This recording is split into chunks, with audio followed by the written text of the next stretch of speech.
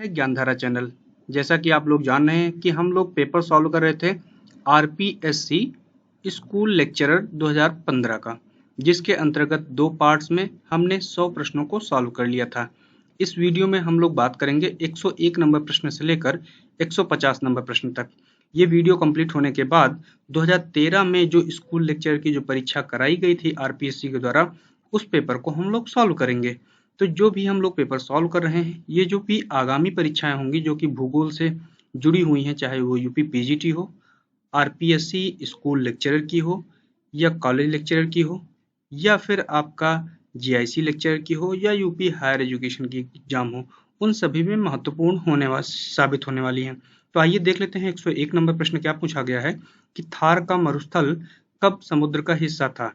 In which era the Thar desert was part of ocean? Option दिए हैं प्रागजीव, Proterozoic, नवजीवन सीनोजोइक, प्री कैम्ब्रियन और मध्यजीवी मीसोजोइक।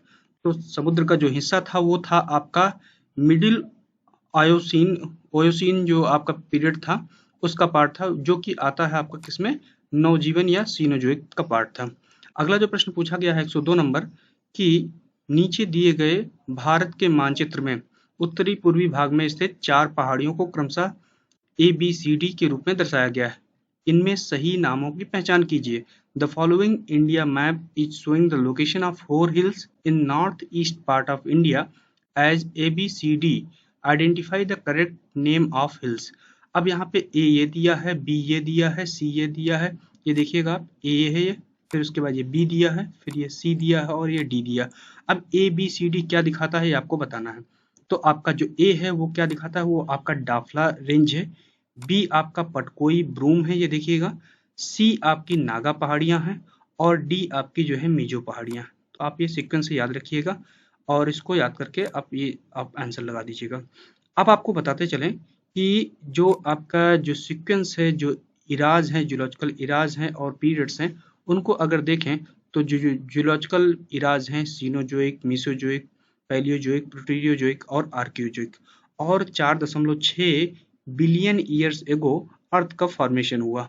अब जो सीनोजोइक है उसमें जो पीरियड्स हैं वो अगर आज की डेट से चलें तो Holocene, Pleistocene, Pliocene, Miocene, Oligocene, Eocene और आपका पैलियोसीन। तो जो थार का डेजर्ट है वो इयोसीन पीरियड में, मिडिल इयोसीन पीरियड में वो ओशियन का पार्ट था। ठीक है, कब से कब के बीच में लगभग में?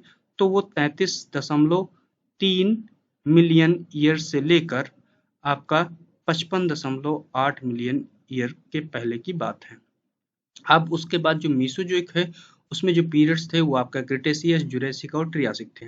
इसी तरह से जो पैलियोजोइक है उसमें आपका Permian, Pennsylvanian, Mississippian, Devonian, Silurian, Ordovician और कैम्ब्रियन। ठीक है, तो आप इन सभी का सीक्वेंस जरूर याद कर लें और इन सीक्वेंस में कौन सी प्रमुख घटनाएं हुई उनको जरूर याद कर लें, क्योंकि आपसे परीक्षाओं में ये पूछा ही जाता है। तो आपको बताते चले कि अभी जो चल रहा है वो जो कि होलोसीन चल रहा है, जो कि 10,000 साल पहले से ही चल रहा है। अगर होलोसीन के अंदर ही सब पार्ट देखें तो वो एंथ्रोपोसीन चल रहा है, मतलब मानव युग चल रहा है। ठीक है, तो अब आप यहाँ पे मुझे बताइए कि प्लीस्टोसीन काल में जो 4 हिमयुग आए उनके नाम क्या थे? वो आप मुझे कमेंट बॉक्स में पोस्ट करिएगा। तो एक बार फिर से आप इन सीक्वेंस को याद कर लीजिएगा। आज की डेट से लेके पूरा प्राचीन काल तक, मतलब कि पृथ्वी की जन्म तक क्या सीक्वेंस रहा है, क्या जूलॉजिकल टाइम स्केल रहा, उसको आपको याद करने की जरूरत है। तो इस फिगर को आप देखिए और इसको याद कर लीजिएगा, जो कि आगामी परीक्षाओं में आपके काम आने वाला है। अगला जो प्रश्न पूछा गया वो हम लोग देख लेते हैं। अगला प्रश्न है 103 नंबर की एरी की मुख्य संकल्पना कौन सी थी? Which is the major concept of Airy? Option दिए हुए हैं घनत्व में परिवर्तन के साथ गहराई में समानता, varying density with uniform thickness. दूसरा है समान घनत्व के साथ गहराई में परिवर्तन, uniform density with varying thickness. तीसरा है समान घनत्व के साथ समान गहराई, uniform density with uniform thickness.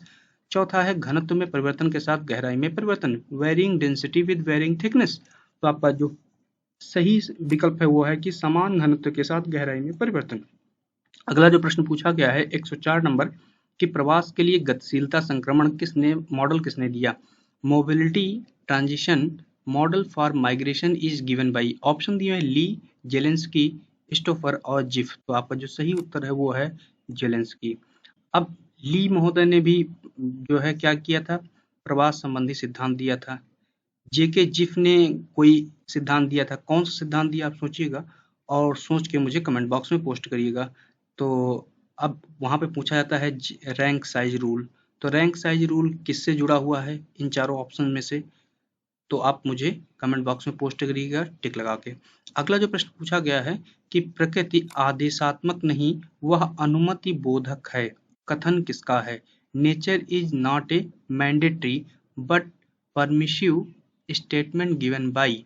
Option दिए हुए हैं ब्लास, रेडजेल, ब्रून्स, सैंपल। तो आपका जो सही उत्तर है वो है आपका ब्लास। अब आप बताइए कि संभववाद शब्द किसने दिया था? अगला प्रश्न पूछा गया है कि यूएसए की मक्का पेटी की पश्चिमी सीमा का निर्धारण किया गया है। Western boundary of corn belt in USA have determined by. Option दिए हुए 100 डिग्री सेंटीमीटर समवर्षा रेखा द्वारा, 100 सेंटीमीटर आइसोहाइट। अब आपसे ये भी प्रश्न पूछा जाता है कि आइसोहाइट क्या है? तो आइसोहाइट क्या है? समान वर्षा वाले बिंदुओं को मिलाने वाली काल्पनिक रेखा। दूसरा जो विकल्प दिया हुआ है 75 centimetre समवर्षा Rekha, 75 centimetre isohyet.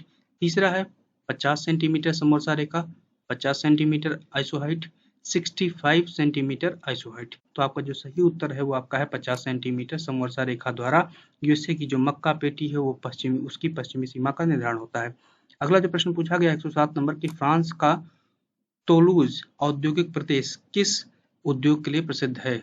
टोलूज industrial region of France is famous for which industry? Option दिए हुए हैं आपके कौन से? लोहा एवं इस्पात, आयरन एंड स्टील, मोटर वाहन ऑटोमोबाइल्स, सूती वस्त्र मतलब कॉटन टेक्सटाइल, विमान मतलब एयरक्राफ्ट। तो टोलूज जो है आपका किस लिए फेमस है? वो विमान बनाने के लिए फेमस है। अगला जो प्रश्न पूछा गया कि व्हिटलेसी के अनुसार विश्व के कुल कितने कृषि प्रदेश हैं? According to Whittlesey how many agriculture regions in the world? Option दिए हुए हैं 11, 12, 13, 14, 11, 12, 13, 14। तो आपका जो सही उत्तर है वो आपका है 13। अब आपसे मैं प्रश्न पूछ लेता हूँ कि व्हिटलेसी ने जो कृषि प्रदेशों का वर्गीकरण किया वो किस सन में किया था और कुल कितने पैमानों के आधार पर किया था? इसको जो यूपी पीजीटी से जुड़े हुए जो भी प्रश्न हैं, मतलब 2001 से लेकर 2016 तक जितने भी प्रश्न पूछे गए हैं इसके वीडियो अपलोड किए जा चुके हैं और उसमें आपको बहुत विधिवत तरीके से बताया गया है। अगला जो प्रश्न पूछा गया है कि प्रथम स्वदेशीवादी टेलियोलॉजिस्ट कौन थे? Who was the first teleologist? Option दिए हैं अरस्तु, एनेक्जिमेंडर, पॉलिबियस और टालमी। तो आपका सही उत्तर कौन सा है? वो आपका है अरस्तु। अगला जो प्रश्न पूछा गया है कि राजस्थान के कौन से जिले लूनी नदी का अंतर्वर्ती क्षेत्र transitional plain of Luni basin कृषि जलवायु प्रदेश में सम्मिलित है?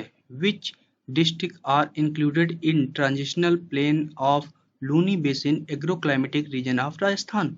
ऑप्शन दिए हैं जोधपुर, नागौर, झुंझुनू, पाली, सिरोही, जालौर, बाड़मेर, सिरोही, पाली, बाड़मेर, जोधपुर और अजमेर। तो आपका जो सही उत्तर वो है पाली, सिरोही और जालौर। अगला जो प्रश्न पूछा गया है कि निम्नलिखित में से को सुमेलित कीजिए। Match the following. एक तरफ जिले दिए हुए हैं तथा दूसरी तरफ उनके जन घनत्व दिए हुए हैं, population density per square kilometre according to 2011 census.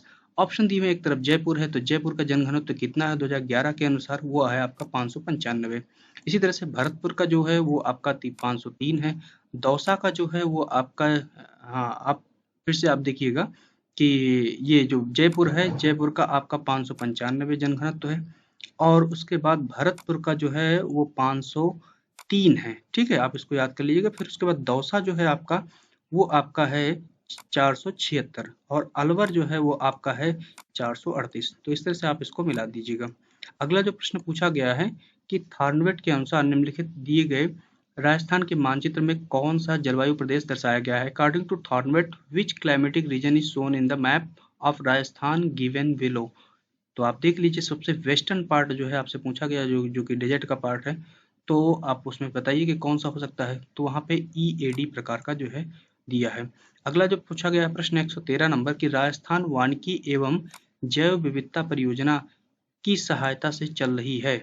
Rajasthan forestry and biodiversity project runs with the help of. Option दिए हुए international foundation for the research and development, दूसरा है एशियन डेवलपमेंट बैंक, तीसरा है वर्ल्ड बैंक, चौथा है जापान इंटरनेशनल कॉरपोरेशन एजेंसी, मतलब Zika जिसे कहते हैं। तो जो दिए गए विकल्प हैं उनमें जो सही है वो आपका है जीका। अब इसके बारे में क्या है जो भी है वो हम लोग देख लेते हैं। तो जीका क्या है कि जो Rajasthan forestry and biodiversity project है वो क्या है कि it is a Zika Japan funded mega project and being implemented by forest department government of Rajasthan. ठीक है, तो राजस्थान गवर्नमेंट का जो फॉरेस्ट्री डिपार्टमेंट है वो इसको जो है इम्प्लीमेंट कर रहा है। और इसमें बहुत से जो एनजीओज हैं, कंसल्टेंट्स हैं स्टेट लेवल के और डिविजनल लेवल पे, वो सब इस पे काम कर रहे हैं। अगला जो प्रश्न पूछा गया है वो हम लोग देख लेते हैं कि व्यवहारवादी भूगोल का विकास किस दशक में हुआ था। Behavioural geography was developed in which decade. Option दिए 1970, 1980, 1960, 1900 आपका जो है 40। तो आपका सही उत्तर है 1960, मतलब 1951 में विलियम किर्क महोदय ने जो है व्यवहारवादी भूगोल का जो है शुरुआत किया था। अगला जो प्रश्न पूछा गया है आपका 115 नंबर की पदार्थ सूचकांक अधिक होने पर वेबर के अनुसार उद्योग कहाँ स्थापित होगा। According to the Weber, if material index is high then industry will locate it. Option दिए हैं बाजार के समीप, नियर टू मार्केट। दूसरा है बाजार एवं कच्चे माल के बीच में, between market and raw material. तीसरा कच्चे माल के समीप, नियर रॉ मटेरियल। और चौथा है आपका सर्वत्र, मतलब यूबिक्विटीज। तो आपका जो सही है वो है आपका कच्चे माल के निकट। अब जो पदार्थ सूचकांक होता है या मटेरियल इंडेक्स होता है उसका फॉर्मूला क्या होता है। अब आप बताइए कौन सा होता है कि raw material upon proceed material और फाइनल मटेरियल। तो अगर उसकी वैल्यू 1 है तो कहाँ पे स्थापित होगा उद्योग, अगर लेस देन 1 है तो कहाँ पे होगा, अगर ग्रेटर देन 1 है तो कहाँ पे स्थापित होगा। ये आपके जो भी 3 कंडीशंस बनती हैं उनको आप सोच लीजिएगा। ठीक है, और उस हिसाब से आप अपनी टेक्स्ट बुक देखिए और जब हम लोग लेक्चर सीरीज शुरू करेंगे तो उसमें आपको बताएंगे। अगला जो प्रश्न पूछा गया है कि क्षेत्र एकरूपता सिद्धांत की श्रृंखला का सही क्रम क्या है। What is the correct sequence in the chain of unified field theory. Option दिए हुए राजनीतिक विचार, गति, निर्णय, राजनीतिक क्षेत्र तथा क्षेत्र, political idea, movement, decision, political area and field. दूसरा है राजनीतिक विचार, निर्णय, गति, क्षेत्र, राजनीतिक क्षेत्र, मतलब कि political ideas, decision, movement, field, political areas. तीसरा है निर्णय, राजनीतिक विचार, क्षेत्र, गति, राजनीतिक क्षेत्र, decision, political idea, field, movement, political area. चौथा है राजनीतिक क्षेत्र, क्षेत्र, गति, निर्णय तथा राजनीतिक विचार, political area, field, movement, decision and political idea. तो आपका जो सही उत्तर है उसका जो एकरूपता का जो सही क्रम है क्षेत्र एकरूपता सिद्धांत का वो है राजनीतिक विचार, निर्णय, गति, क्षेत्र तथा राजनीतिक क्षेत्र। अगला जो प्रश्न पूछा गया है कि निम्नलिखित में से कौन सा कर्क रेखा के उत्तर में स्थित है। Which of the following place is situated in north of Tropic of Cancer. Option दिए हैं जबलपुर, बोकारो, पुरुलिया और भुज। तो आपका जो सही उत्तर है वो बोकारो। अगला जो प्रश्न पूछा गया है आपसे 118 नंबर की, केंद्र सरकार की राष्ट्रीय विरासत शहर विकास एवं संवर्धन योजना के प्रथम दौर में चयनित राजस्थान का नगर है।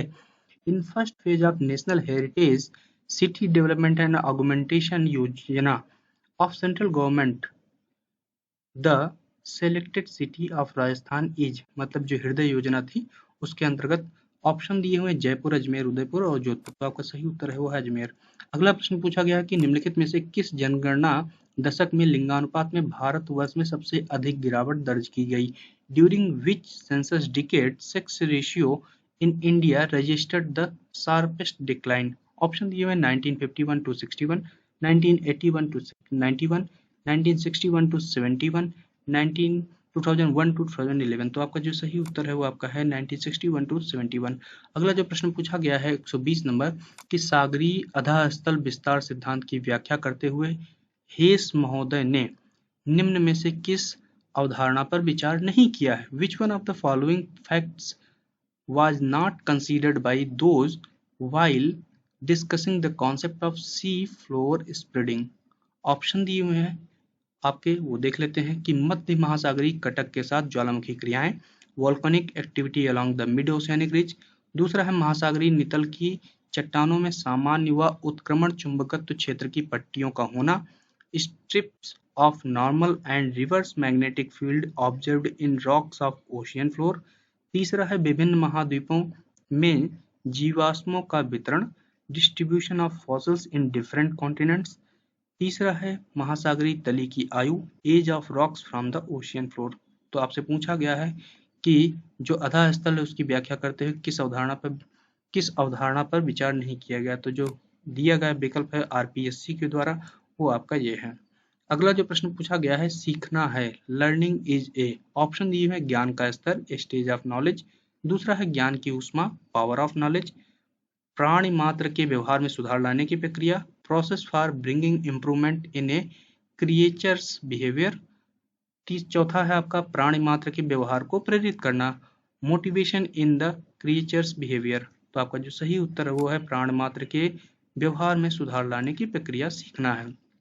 अब आपसे टीचिंग एप्टीट्यूड, रिसर्च एप्टीट्यूड से भी क्वेश्चन पूछे जाएंगे। जो थर्ड पार्ट है इसका, जो राजस्थान पीजीटी का पेपर है उसमें जो दूसरा प्रश्न पूछा गया है वो पूछा गया कि शिक्षण अधिगम का केंद्र है, centre of teaching learning is. Option दिए हुए हैं शिक्षक, शिक्षार्थी, कक्षा, कक्ष, खेल का मैदान। तो आपका जो सही उत्तर है वो आपका है शिक्षार्थी, मतलब कि लर्नर। अगला जो प्रश्न पूछा गया कि अधिगम के दो प्रकार हैं, two main ways of learning are. Option दिए हुए आगमनात्मक, निम्नात्मक, डिडक्टिव एंड इंडक्टिव। दूसरा है नकारात्मक, सकारात्मक, निगेटिव एंड पॉजिटिव, बनावटी एवं वास्तविक, सिमुलेटिव एंड नॉन सिमुलेटिव, और शिक्षक और शिक्षार्थी, टीचर्स एंड पीपल्स। तो आपका जो सही उत्तर है वो आपका है आगमनात्मक, निम्नात्मक। अगला जो प्रश्न पूछा गया है 124 नंबर की, प्रभावशाली शिक्षण में निम्नलिखित में से कौन सी विशेषता आवश्यक नहीं है।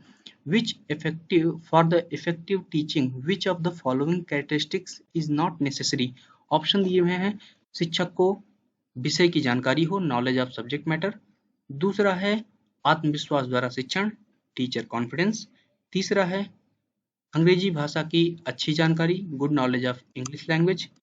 तीसरा है, चौथा है कक्षा, कक्ष व्यवस्थापन एवं शिक्षण विधि की अच्छी जानकारी, good knowledge of classroom management and teaching methods. तो आपका जो सही उत्तर है कि जो प्रभावशाली शिक्षण जो विशेषता नहीं वो है आपका 3 नंबर, अंग्रेजी भाषा की सही जानकारी। अगला प्रश्न पूछा गया कि अपनी प्रसिद्ध पुस्तक में किसने कहा कि व्यक्ति का नया जीवन तब शुरू होता है जब वह किशोरावस्था से गुजरता है। समझ रहे हैं? तो आपसे पूछा गया कि in the famous book who written new life for a man begins when the passes through the adolescence. तो आपका जो सही उत्तर है, ऑप्शन जो दिए हुए स्किनर, हल, टोलमैन और स्टैनले हॉल। तो आपका जो सही उत्तर है वो आपका है स्टैनले हॉल। अगला जो प्रश्न पूछा गया है कि बालक समाज के बारे में कम दुखी होता है जबकि किशोरों में विकसित हो जाती है। The child is hardly worried about the society but an adolescent develop. Option दिए हुए संवेगात्मक संचेतना, इमोशनल कॉन्शियसनेस, सामुदायिक भावना, कम्युनिटी फीलिंग, सामाजिक संचेतना, सोशल कॉन्शियसनेस, और उसके बाद आपका जो चौथा है पारिवारिक सोच, फैमिली फीलिंग। तो आपका जो सही उत्तर है वो है आपका सामाजिक संचेतना। अगला जो प्रश्न पूछा गया कि किशोरों से परिपक्व व्यवहार की समाज की प्रत्याशा से किशोरों के ले आते हैं। तो ये सेंटेंस इंग्लिश में देख लेते हैं। The social expectations of mature behaviour from the adolescents bring in his. Option दिए हीन भावना का विकास, इन्फीरियरिटी कॉम्प्लेक्स। दूसरा है उच्च भावना का विकास, सुपीरियरिटी कॉम्प्लेक्स। तीसरा है आपका जो है समूह की सोच का विकास, develop the feeling of group. और चौथा है आपका सामाजिक एकता का विकास, डेवलप सोशल यूनिटी। तो आपका जो है उत्तर सही वो आपका है हीन भावना का विकास। अगला प्रश्न है कि किशोरावस्था में मानसिक उथल पुथल पहुंच जाते हैं। During adolescence mental agitation reaches it's. Option दिए हैं अधोपतन की स्थिति में, डाउनफॉल, उच्च स्थिति में, पीक, उच्चतर विकास की स्थिति में, टॉप डेवलपमेंट, नकारात्मक रूप में, निगेटिव फॉर्म। तो आपका जो सही उत्तर है वो है आपका 2 नंबर, उच्चतम स्थिति में।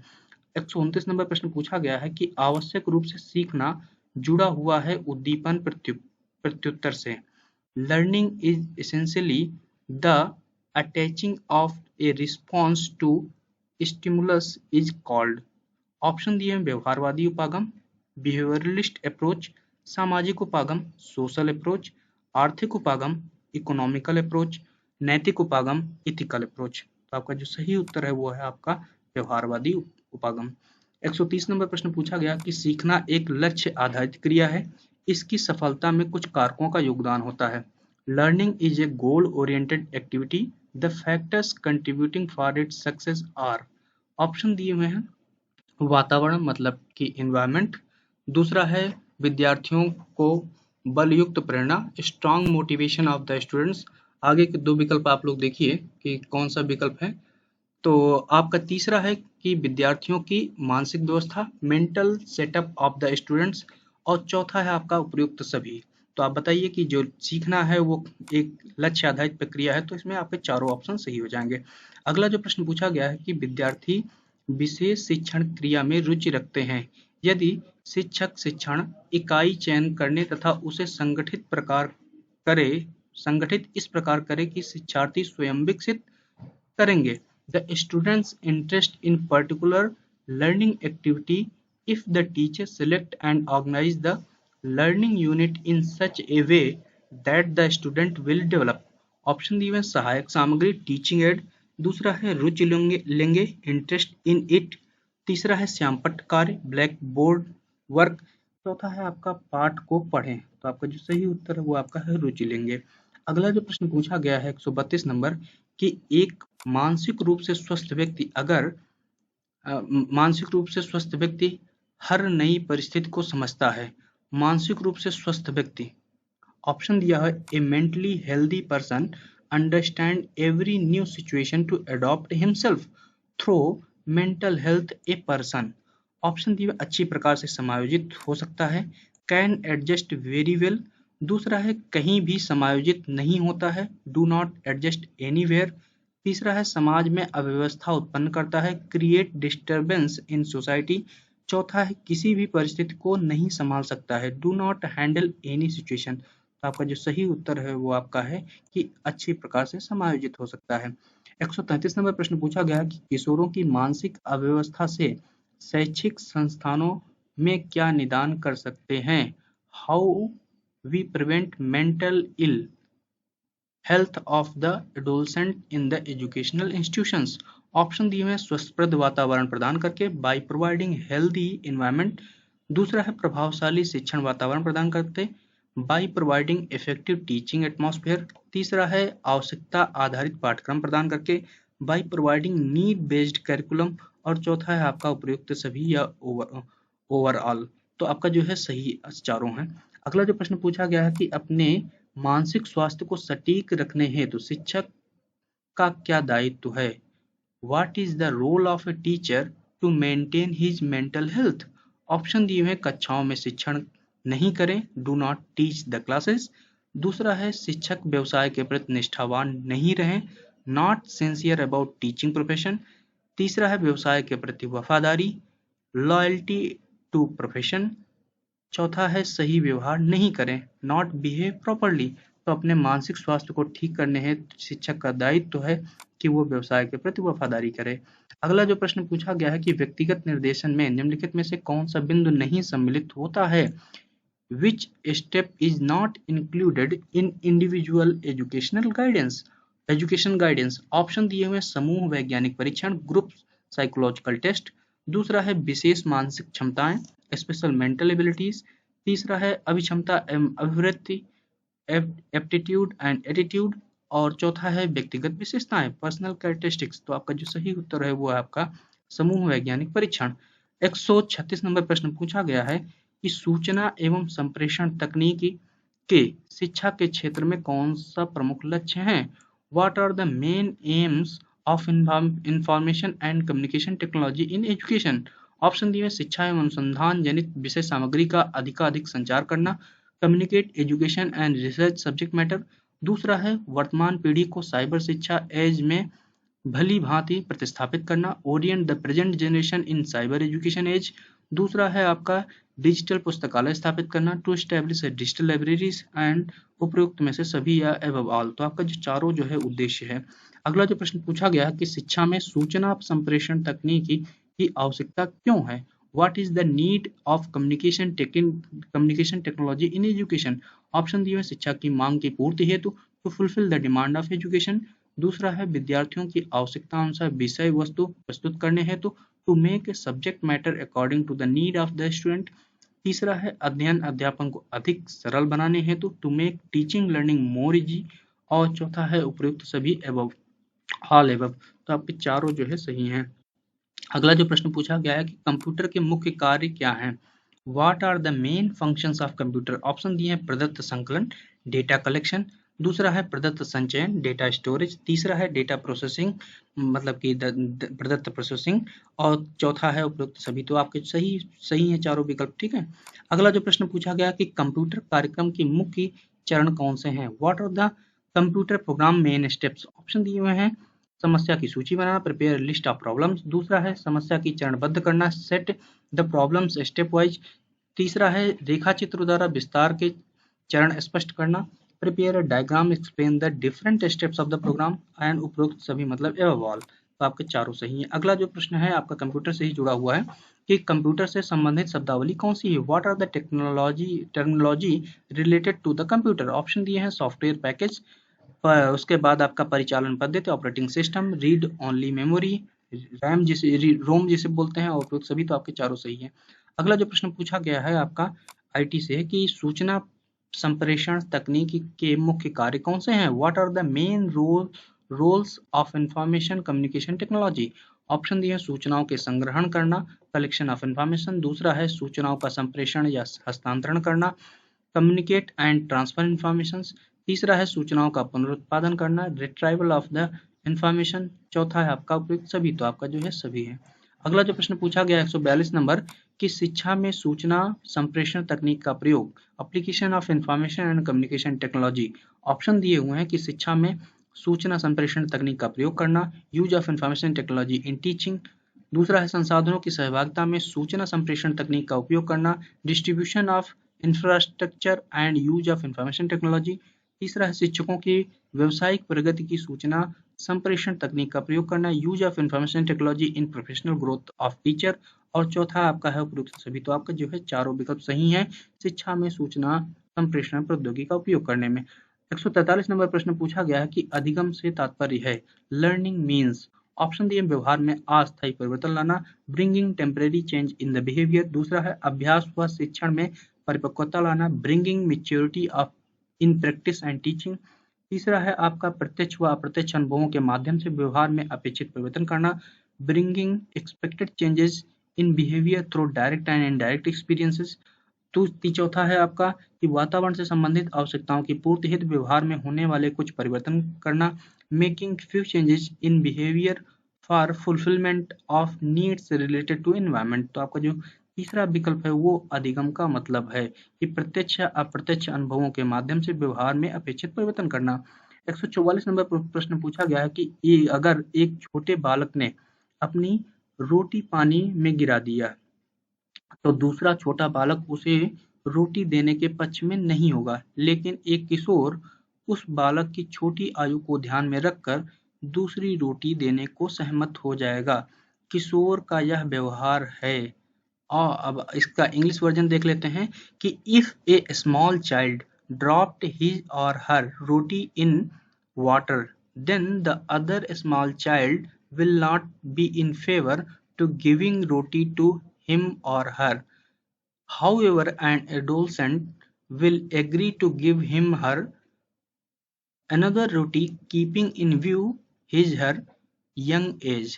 This behavior of the adolescent is option दिए हुए अच्छा व्यवहार गुड बिहेवियर, दूसरा है दयालुता मतलब काइंडनेस, तीसरा है नैतिक विकास मोरल डेवलपमेंट, और चौथा है आपका करुणा। तो आपका जो सही उत्तर है वो है आपका नैतिक विकास या मोरल डेवलपमेंट। अगला जो प्रश्न पूछा गया वो हम लोग देख लेते हैं। अगला जो प्रश्न पूछा गया है कि निम्नलिखित में से कौन सा कार्य किशोरावस्था के विकासात्मक कार्यों में नहीं आता है? अब देख लीजिए कि किशोरावस्था से ही प्रश्न सभी पूछे जा रहे हैं, तो मतलब यह है कि आपको टीचिंग जो करना है, जो पीजीटी लेवल का होता है वो आपको कितना करना है, 14 से लेके 17 साल के बीच वाले बच्चों को करना होता है, तो उसी में है। ठीक है, तो उसमें पूछा गया है कि विच of the following is not included in the developmental work of the adolescence.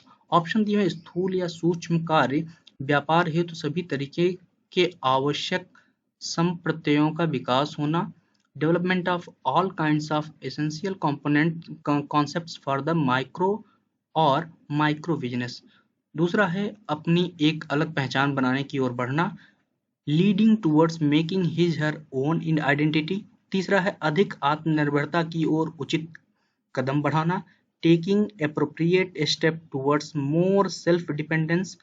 चौथा है आपका वस्तुओं, व्यक्तियों, स्थानों और मूल्यों के प्रति अस्थायी भाव विकसित होना। Development of temporary feeling towards objects, persons, places and values. तो आपका जो चौथा ऑप्शन है वो आपका सही है, जो कि किशोरावस्था के विकासात्मक कार्यों में नहीं आता है।